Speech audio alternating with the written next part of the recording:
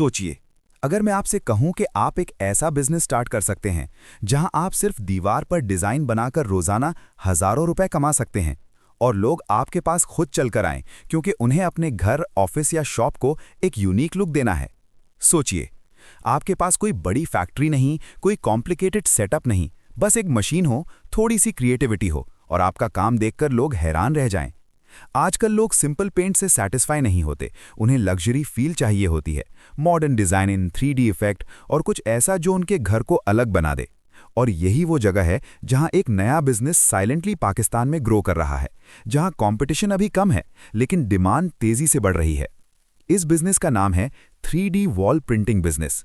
ये एक modern business है जहां एक special 3D wall printer machine के थ्रू आप किसी भी दीवार पर direct high quality design print कर सकते हैं, जैसे wallpaper, calligraphy, cartoon, nature scene या कस्टम डिजाइन।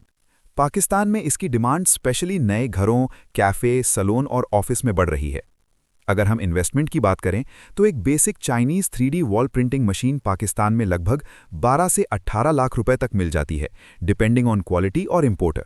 इसके अलावा आपको इनिशियल इंक, सॉफ्टवेयर और ट्रेनिंग मिलाकर टोटल इन्वेस्टमेंट अराउंड 15 से 22 लाख रुपए तक हो सकती है। अब बात करते हैं अर्निंग की। मार्केट में 3D वॉल प्रिंटिंग का रेट आमतौर पर 120 से 250 रुपए पर स्क्वायर फुट है। चलिए एक रियलिस्टिक एग्जाम्पल लेते हैं।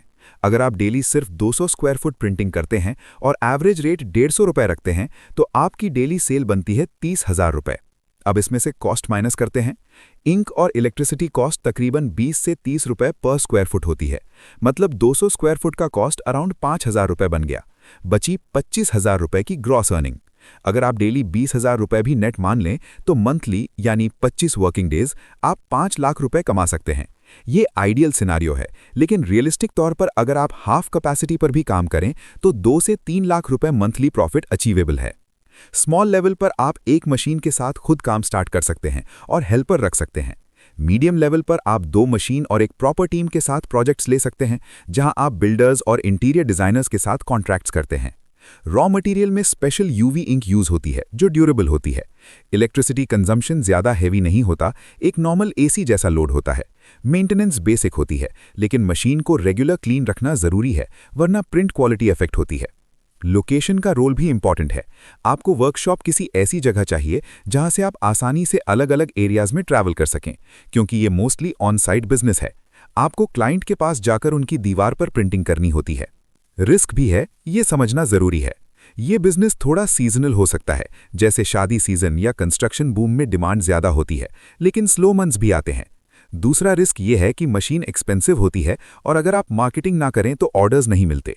लेकिन अगर आप सोशल मीडिया मार्केटिंग, फेसबुक और इंस्टाग्राम एड्स और लोकल बिल्डर्स से कनेक्शन बना लें तो आपका काम रुकता नहीं।